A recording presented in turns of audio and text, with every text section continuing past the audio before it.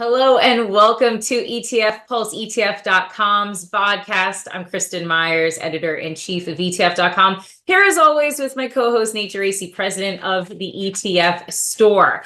Let's take a quick look at the Pulse rundown for today. First up, we're going to be talking Nate's favorite topic, and that is going to be Trump's trade war and tariffs. We're going to be talking about how the trade war has been absolutely hammering markets lately.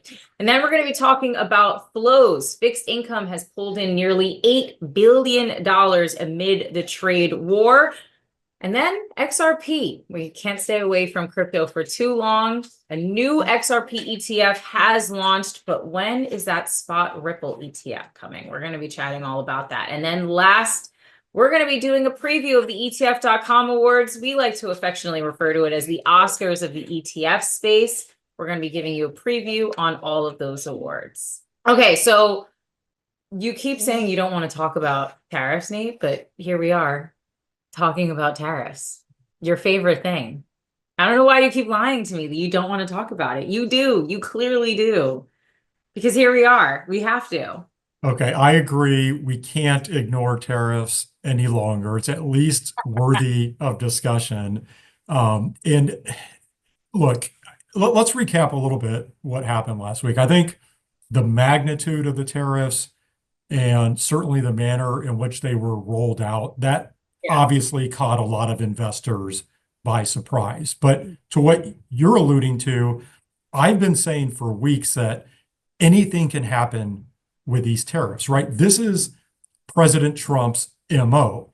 You don't know what you're going to get from one day or another. And I continue to say, I know I'm a broken record, Kristin, but that's not any sort of political statement. Yeah. That's just how Trump operates. It's just a fact. It's just a reality. Yeah.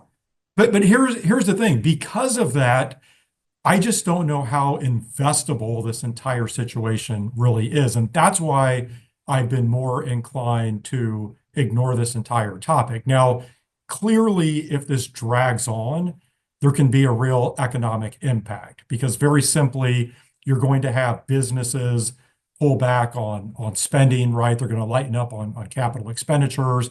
They may stop hiring or even lay employees off. And so that certainly creates uncertainty.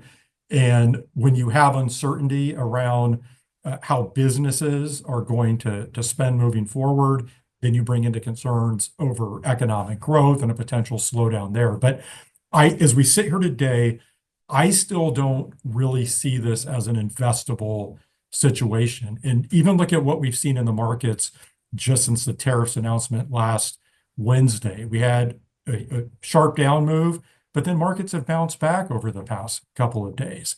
And there's a lot of headlines going back and forth. Even earlier this week, we had a false tweet that there was going to be a 90-day pause on tariffs.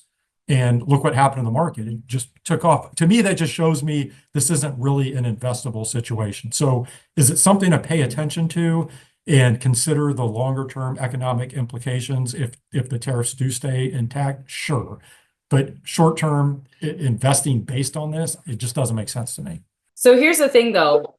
I think a lot of people, though, are investing around it, even if it's not investable right now. I mean, you kind of can't, I think, how do you avoid if you are an investor? Let's just say you're a retail investor, right? Or let's just even say you're an advisor and you have clients. They're going to be calling you. I mean, I'm imagining you have clients calling you right now saying, what the hell is going on with tariffs?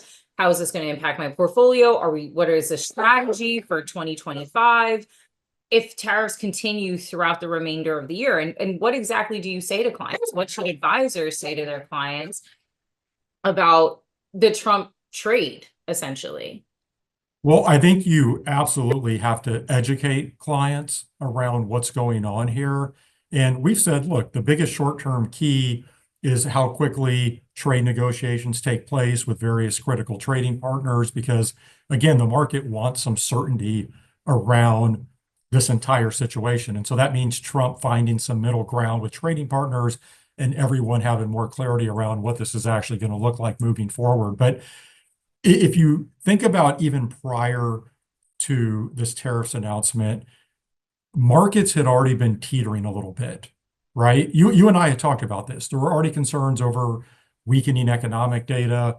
Inflation is still pretty sticky. We know consumers are still struggling with higher prices. There continue to be geopolitical concerns with Russia and Ukraine, the Middle East, among other hotspots. And then plus there was already a lot of talk about US stocks being valued on the high side and concentration risk in the major indices. And so my point in saying all that is that I think for shorter term investors, there were already a lot of reasons to sell, and this tariffs announcement gave them that catalyst. But for longer term investors, in my opinion, this is table stakes. I call this the price of admission. There's going to be another big headline item that pops up in 6 months or 3 months or a year from now. And if you're focused on a longer term time horizon, it's not that you don't pay attention to this stuff, and it's not that an advisor such as me, that we don't educate our clients around what's going on. But educating around what's going on and being aware is different than making highly reactive moves in a portfolio. That said, the traders have been absolutely busy as a part of this, because we're going to talk about flows, and we've already talked about leverage and inverse and how we've sort of seen a pickup into those moves. But I kind of just wanted to drop really quick numbers in terms of net inflows into just the leverage and inverse space. We literally had leveraged across all categories, pulling 500 million.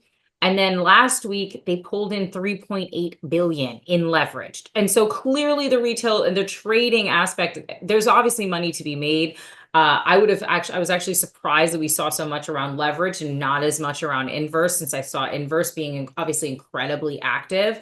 But obviously people are still trading around this market. I think the question that kind of remains, and that I wonder, and I don't know if you have thoughts on it, is at what point do we kind of move past tariffs? Right? Like we say to ourselves, okay, great. Like whether we get new headlines or not, that we are just tired of the trade war, we get trade war fatigue, and we decide to no longer react to the headlines, or the market decides to no longer react to the headlines when it's truly baked in, no matter the headline that might come out, when it's going to be truly baked into the market. I mean, we have seen markets this week kind of trying to make some sort of a comeback. It doesn't seem like they're there yet. They still seem to be trading around these headlines.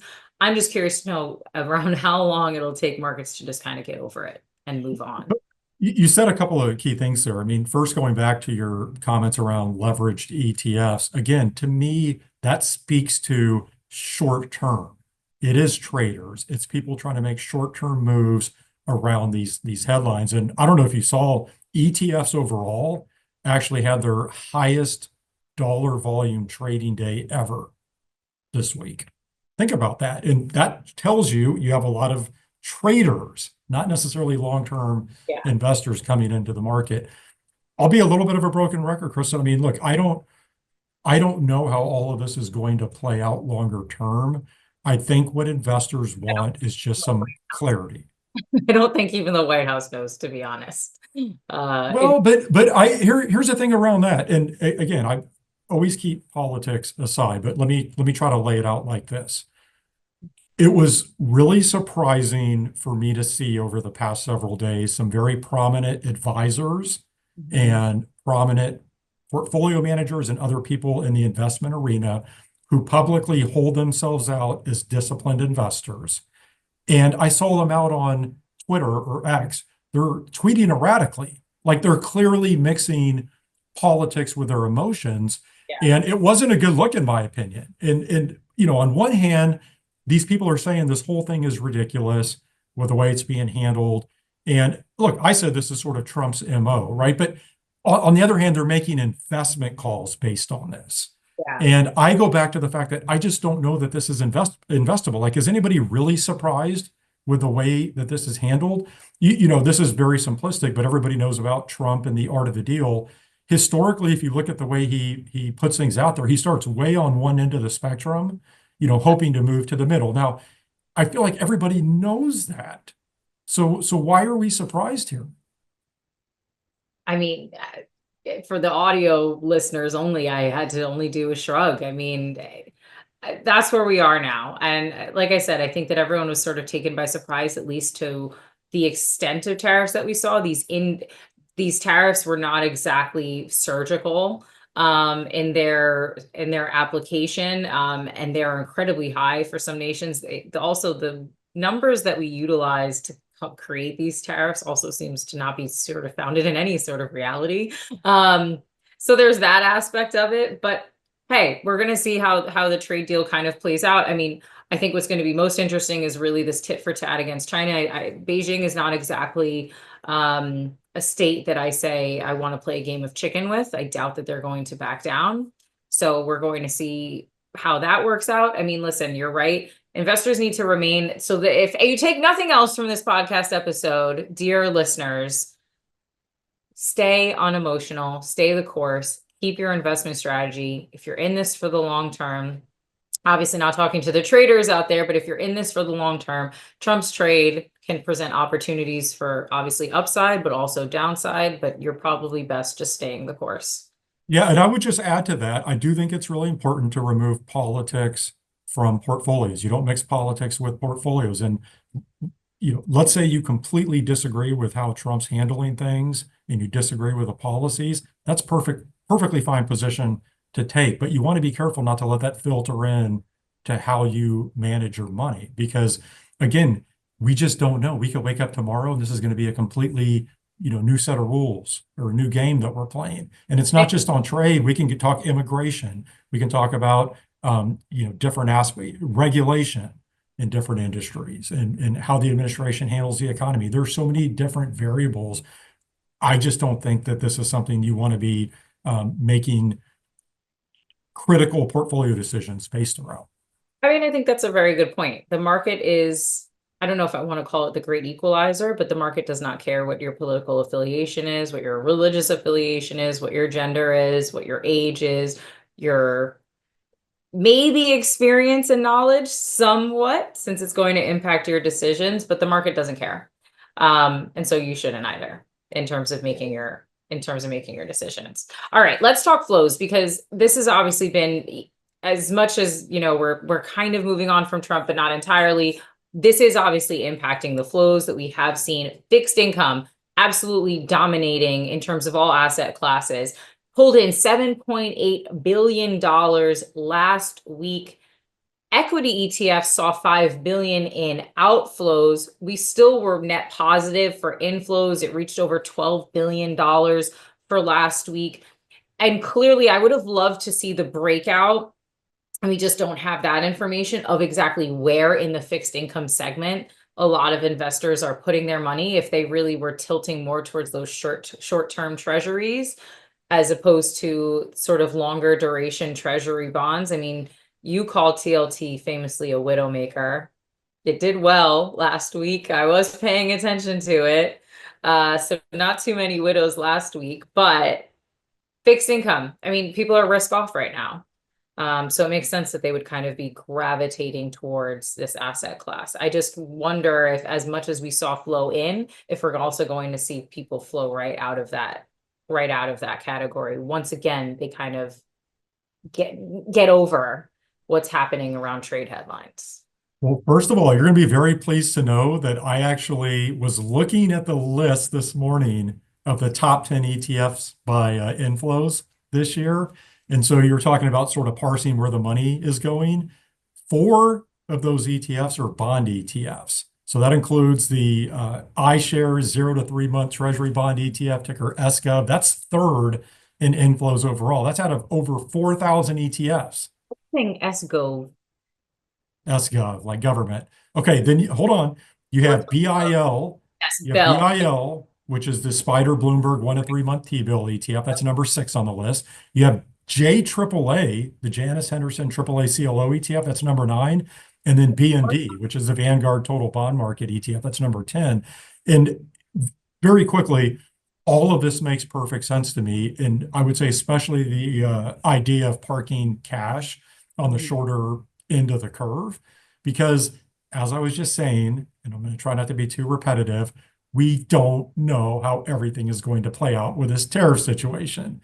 And you think about some of the other items I touched on, just in terms of potentially weakening economic data, inflation still being sticky. We don't know what the Fed's going to do. The point is, there's uncertainty. And when you have uncertainty, there are way worse things that you can do than park in shorter term treasuries or even shorter term corporates. And even, well, hold on, even with something like BND, which, that has some duration risk, that's actually worked out pretty well overall so far this year. It's provided some diversification benefits to a portfolio. It's up like 2%, and rates have ticked back in or ticked up here recently. But point is, fixed income overall has served as a ballast in a portfolio. I'm gonna make a t-shirt or a hat that says "Make markets certain again." I'm gonna see. Never going to happen. I'm gonna There's see. always uncertainty. I'm gonna see if I could get people to purchase that merchandise. I don't know. I think it's a good hat. I think it'd be a great one with like a little stock chart or something like that. All right, let's talk crypto. Your actual favorite topic, XRP. New XRP ETF has launched. It is not a spot. It is not yet a spot ETF. It's futures, isn't it? Or is it Swaps? Swaps? There we go. Not futures. It's not futures. Yeah, 2 gram. The 2 gram, 2 times long daily XRP ETF, ticker XXRP. Yeah, that's launched. So if you have really short-term, conviction on XRP, I don't really have much more to say on it than that. It just feels like we're getting new cryptocurrency ETFs every other day. Do you think I have anything to say on this? I was going to say, I'm going to ask you the question. I'm going to throw this to you because I know you have something to say. Well, one, I want to hear your thoughts, but then my general question is, who do you think XXRP is good for? And what do you think the interest level is going to be in XRP, especially when you compare it to this backdrop of, Bitcoin, Ethereum, and Solana being, I would say, the 3, because this is the 4th largest cryptocurrency by market cap. So when you compare it in the backdrop to these other 3 cryptocurrencies.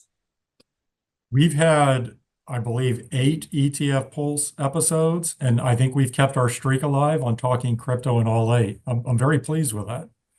Hear it. All right, the ticker symbol, by the way, so XXRP, you know what that is? It's double XRP. I think that's brilliant. That's a brilliant ticker. Whoever came up with that deserves a huge end-of-year bonus. I love that. For everyone who couldn't see it, I rolled my eyes so hard. I mean, we're really grasping at straws now. Double. I like that. What a cool, you would. Okay, so let's talk about potential demand. I think since this is a leverage product, which by the way, you don't often see a leverage product launch before a standalone, basic, straightforward exposure. That's a little bit different than we're used to seeing. But I actually do think this is going to appeal to a certain type of trader. I think certainly some of the more sophisticated institutional investors will have an interest in this. And then, of course, the more degenerate retail gamblers are going to have an interest in this. So I think there's going to be an audience here. And certainly it helps that this is first to market. This is the first XRP related ETF that's out there. So I think interest will be there overall. Now, will this put up the same type of ridiculous numbers we saw from spot Bitcoin ETFs? Of course not. Will this put up even what we saw from spot Ether ETFs? I would say probably not. The way that I've always thought about crypto ETF demand is it's ultimately going to be reflective of what the underlying market caps of the digital assets themselves are. And right now, if you look, I believe XRP is 4th overall in terms of its actual market caps. You have Bitcoin 1, Ether 2, and then I believe Tether is 3. So I think longer term, if you look at the entire because there's going to be additional XRP ETFs coming to market. So I just think when it's all said and done, these ETFs will reflect the underlying market cap of the digital assets themselves. But what a change. If you would have told me, 6 months ago that we'd have a double leveraged XRP ETF launching in April, I don't know that I would have believed it. And you usually have the early predictions, so that's actually, which I did predict we would have XRP ETFs this year, and spot XRP ETFs in particular, and I think clearly that's going to happen. now. But I'm just saying, if you go back to, say prior to the election, I don't know that anybody thought that this was a realistic possibility as quickly as we've seen this. Well, we have two spot cryptocurrency ETFs that are really kind of in the pipeline right now. Well, there's more than two, but two that we've really probably are going to be talking about. This would be one. Spot Solana is another one, or the Solana ETFs. I will be curious to see if we kind of put those two together head to head, what's going to garner more interest, or if we're going to see a wide mass adoption as we kind of as we have more of these cryptocurrency products kind of coming to the market. If increase of the, and I believe it was you who said this, that it's like more products increases the demand. The more options that are out there, the more demand that will follow. Yeah, and I do think that's the case. I think it's important to note that there are clearly differences between, say, XRP and Solana. XRP bills itself is, and there's a lot of debate around this, but a faster and cheaper Bitcoin, right? This is used to facilitate cross-border transactions. So you can quickly send money anywhere in the world. There's other stuff being done on the XRP ledger with stable coins and tokenization and those sorts of things. But I think Solana is viewed much more as what I'd call a pure technology play. I think Ether would be in the same boat. And so, point being, there are different use cases or audiences for these different crypto assets, and so that'll play a role here too. Because as you and I talked about a few weeks ago, let's just say we do continue to have a lot of downward pressure in the markets, particularly in the tech arena. I think anything that's viewed as a technology play is going to get caught up in that, including crypto that's viewed as tech. Maybe, because Bitcoin was also supposed to be viewed as digital gold, and it hasn't been performing that way. So it's done a little better here recently, but I agree, jury's still out on that. We've talked about that. I'm watching that very closely.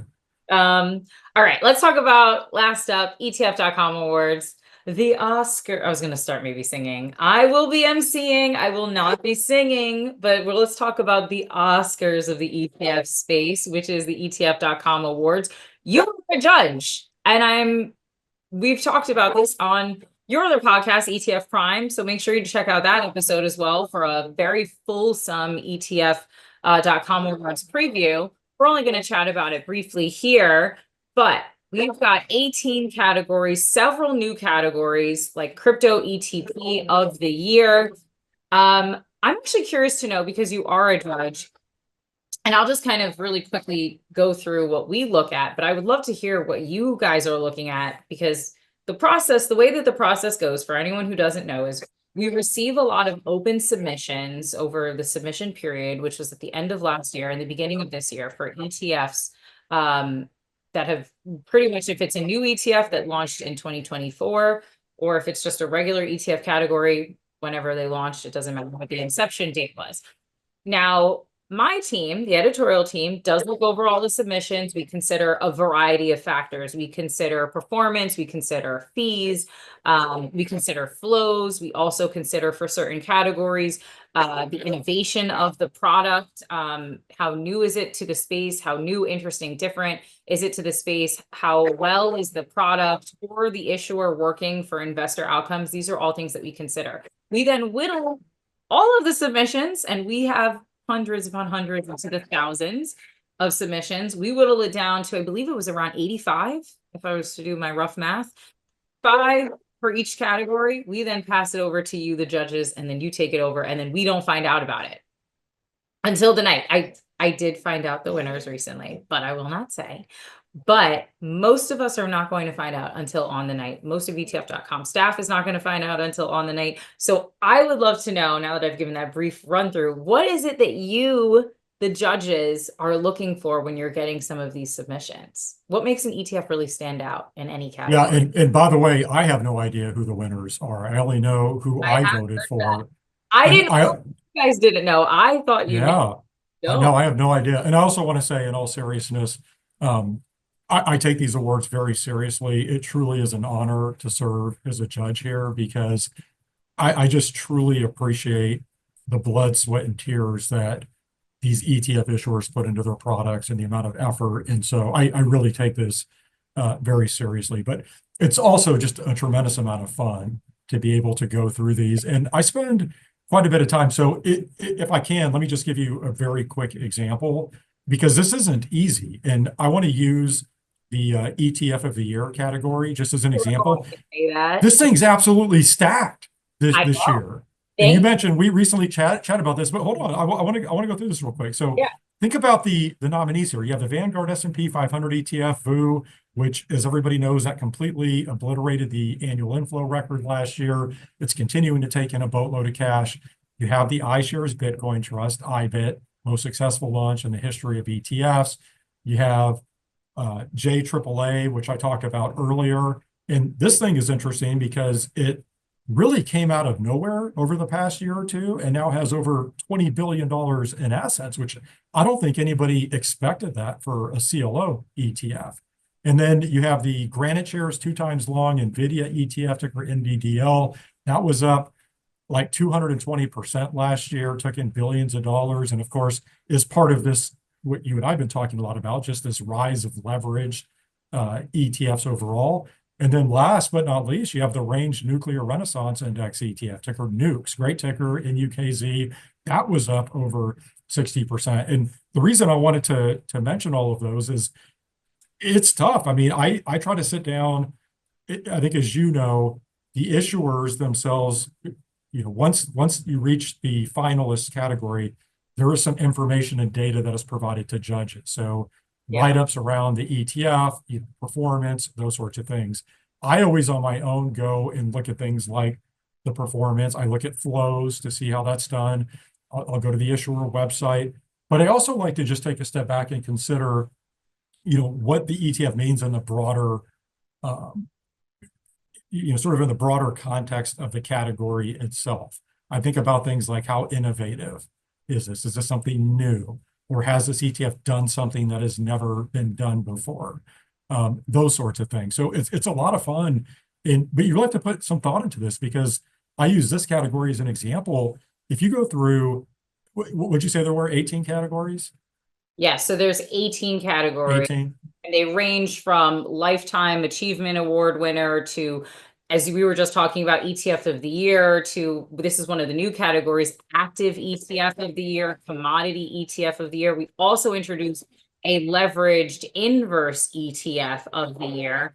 But I think ETF of the year and best new ETF are two of my favorite categories, in part because of what you're just describing. So ETF of the year can go to any fund that has launched at any time, right? But what I really love about this category is it kind of encapsulates a moment of the entire year about where the industry is and where it could potentially be going, and also what was happening in the markets at that time. And I think really speaks to investor attitudes, to investor needs at that time. And so when you look at this category, I think it really does that. And really does encapsulate what kind of happened in 2024 in the markets and amongst investors and what they were needing and wanting. I completely agree with that. But I would, what I was going to say is I would encourage everybody to go to ETF.com and actually look at the list of finalists in all of these categories. And you're right, something like ETF of the year, it does a great job of really encapsulating what happened in the industry. But my point is, most of these categories, it's very difficult to pick a winner. Some of them, I will say, there's a few where, as I was going through them, I thought it was pretty clear. There were a few of those, but most of them, you're talking really stiff competition, which I think, to your point with what you're saying with ETF of the year, is really reflective of the ETF space overall. We know how competitive the ETF category is. We had a record number of new launches last year. There's constantly new product and innovation in the space. So the industry is making it tough on us judges, which is a good thing. Yeah. Well, speaking of, and then I'll go over two more categories. We obviously have best new ETF that has IBIT in it again, that iShares Bitcoin Trust. We also have NUKES, the Range Nuclear Renaissance Index ETF. Again, these ETFs can actually be nominated for more than one category as long as they fit the requirements for that category. So those are two repeats. But then we also have, and this is a really interesting one, the Texas Capital Government Money Market ETF, MMKT. first money market ETF of its kind. It was then copied by, I believe, BlackRock also has a money market ETF. Fidelity is also planning to come out with a money market ETF. Clearly, really taking a direct shot at those mutual funds that a lot of these brokerages are offering right now. But then we also have the Van Eck Bitcoin ETF, HODL, and then the Yield Max Option Income Strategy ETF, MSTY. Also, I felt a very difficult category to be judging in for some of those same reasons that you were just mentioning. What is your favorite category, though? What do you think it is?